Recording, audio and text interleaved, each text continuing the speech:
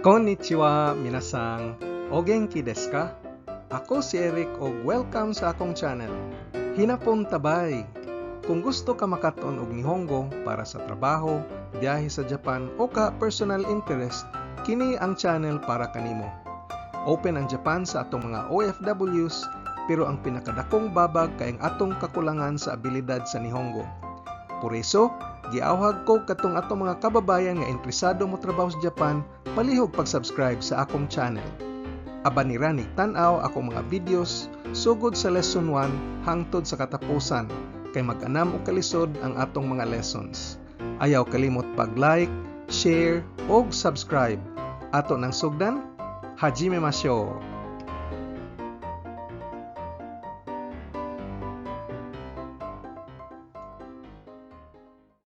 Ang atong lesson karon parte sa personal pronouns. Ako, ikaw, siya, ug mga interrogative pronouns nga gamiton sa pagpangutana, kinsa man, unsa man, diin man.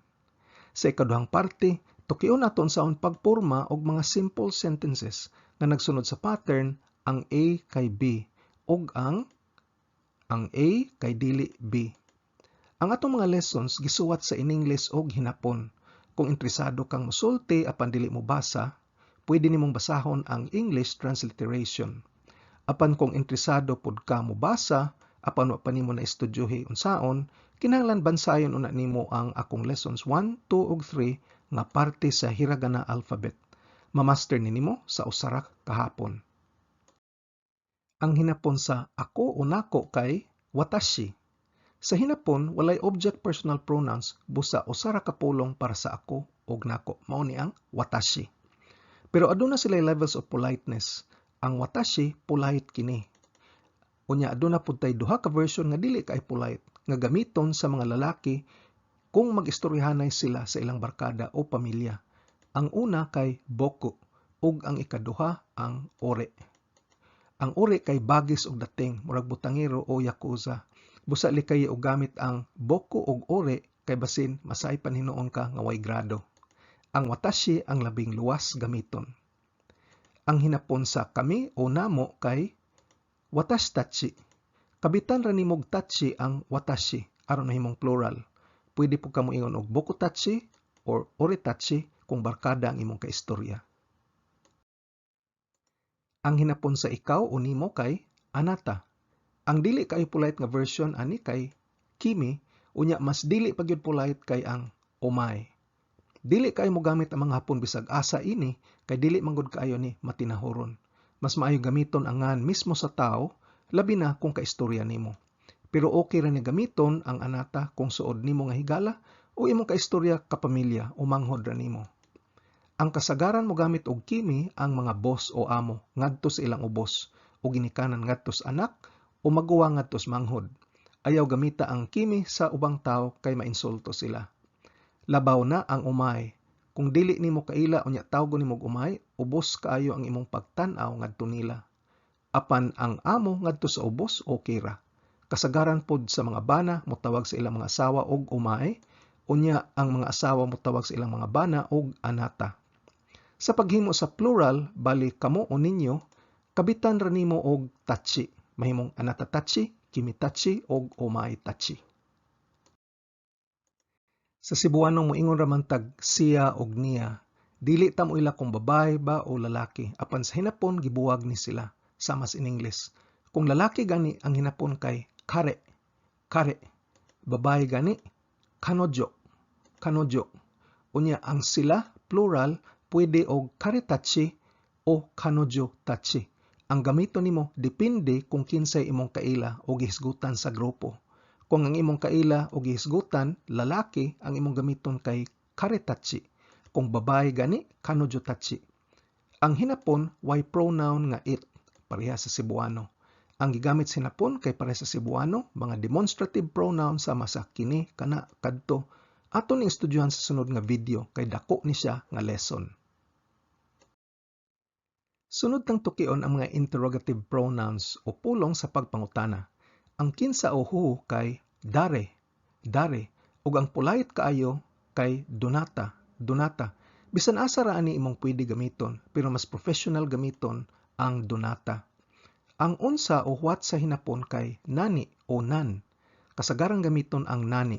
Pero kung ang magsunod nga pulong, ang particles no, de, o to, o kaha ang verb des, nani ang gamiton. Dili pa kay nimo maklaro karon pero stock knowledge lang una kini. Ang rason ani kay tungod ra gyud sa phonetic, nindot paminawon ang nanno, nande, og nanto, og nandes. Ang kanusa sa hinapon kay itsu. Ang asa sa hinapon kay doko. Ang ngano kay adunay tulo ka pulong. Ang pinakaordinaryong gamiton kay ang doshite. Doshite. Ang naze og nande dili kayo ni polite. Gamiton ra nis mga suod ra nimo. Ang nande adunay pasabot nga pagbasol. Kamera wa nande 40 no? Nganong naguba man ang kamera. Murag imong gibasol ang imong kaistorya kung anong naguba ang kamera. Atong usbon og basa tagsa-tagsa palihog og repeat. Dare. Dare. Donata. Donata. Nani. Nani. Nan. Nan. Itsu. Itsu. Doko. Doko. Doshite. Doshite. Naze. Naze. Nande. Nande. Ang hinapon sa unsaon o how kay do o do yatte, bisan asa lang aning duha imong gamiton. Pila edad o how old kay duha ka pulong. Ang pilmiro kay ikutsu. Ang ikaduha kay nansay. Kung nahinumdum kas miaging slide, ang nan kay unsa man o what. Unya kining say counter ni sa edad. Por eso, ang literal nga meaning sa nansay kay unsa ka tuig, pila ka tuig, pila edad. Sa hinapon, daghang mga interrogative nga ingon ani kombinasyon sa nan o counter nga mao'y gamiton sa pag-ihap sa butang. Panglitan, nan kilo, pila ka kilometro. Nan metro, pila ka metro. Aduna tay video lesson ani inigtudlo nako sa pag-ihap. Ang hinapon sa pila o how much kay ikura. Mangutana ka ganig pila man ni, mayon kag ikura des ka. Atong praktison palihog og repeat. Do, do, do yatte, do yatte, ikutsu, ikutsu, nansay, nansay, ikura, ikura. Atong balikag hisgot ang counters, ani atay tulo ka ehemplo bahin sa counters. Ang counter sa oras kay G. G. Mangutana kag unsang orasa kay nanji, nanji. Ang counter sa adlaw sa semana kay yobi, yobi. Mangutana gani kag unsang adlaw sa semana, mayon kag nanyobi, nanyobi. Ang counter sa buwan kay gatsu, gatsu. Por eso mangutana gani kag unsang buwana, moingon ka og nanggatsu, nanggatsu. Tapigi lang una ni sa likod sa imong ulo unya ato ning banhawon inigtuki nato sa counting numbers og counters. Sa di pa ta mosugod og pormag mga sentences, ani atay mga kinatibuk ang grammar rules labot sa hinapon. Primero, ang sentence structure kay subject, object, verb. Kinsay naghimo sa action, gihimo sa action, unya ang verb o action word mao ang katapusan nimong isulti. Balinis Cebuano og Tagalog nga kasagaran nagsugod sa verb. Sa in English, ang verb o action word kay nas tunga-tunga sa sentence. Ikaduha, ang subject o kinsay naghimo sa action dili kinahanglan kanunay isulti sa sentence tungod kay matansyahan man nimo kung kinsa ni tungod sa paggamit nila sa particle wa para sa gihisgutan. Kung kabaw na ka kung kinsay gihisgutan, dili na nato balik-balikon og sulti sa mga sagonson nga mga sentences. Ikatulo, ang mga nouns, adjectives ug verbs walay plural forms ug dili kinahanglan ang subject-verb agreement. Sa in English daghang kuskus balongos. I am, he is, they are, adunay am, is ug are. Why ingon ani sa hinapon? Ikaupat, ang hinapon kay walay masculine or feminine nouns or adjectives. Ang Cebuano adunay gamay tungod sa Espanyol. Guwapa-guwapo, maldita-maldito. Sa hinapon, ang pulong para sa lalaki ug babae parehas ra. Ikalima, ang hinapon kay duha ra ka basic tenses, past ug non-past. Ang present ug future parehas ra. Pero ang future tense dungagan og future time expression, pangalitan ugma, sunod semana, sunod tuig. Ikaunom, ang period sa hinapon kay lingin o bilog, sama sa imong nakit-an karon diri. Ikapito, ang paggamit nilag kanji, mao ni nakalisod sa hinapon, kay adunay mga 2,000 ka basic kanji. Dili ni sayon katunon, unya ang pagbasa maglain-lain. May ubang kanji hasta 3-4 ka paagis pagbasa. Dili ko motudlo og daghang kanji, pero aduna tay overview lesson sa kanji in a separate video para makasugod kag tuon nga ikaw lamang gamit ang kanji book o kanji app sa imong telepono. Know that spoken Japanese has two basic forms of politeness, and this is expressed by how the verbs are conjugated at the end of the sentence. There's the formal way of speaking and the plain or informal way. Formal language is used when speaking to social superiors, such as your boss, the teacher, older people, customers, and strangers. When asking for directions on the street from a complete stranger, it's better to speak formally. On the other hand, plain language is used with family members, close friends, and social inferiors, such as your students or your subordinates or children. As a foreigner entering Japanese society, speaking formally gives a great first impression, and only when you gain a level of familiarity and acceptance would it be okay to switch to plain language with your social equals, which would now make you sound intimate and down to earth. If you use plain language right off the bat, it makes you come across as crass and rude. And remember that Japanese sentences end with a verb, so we're talking about verb conjugations here.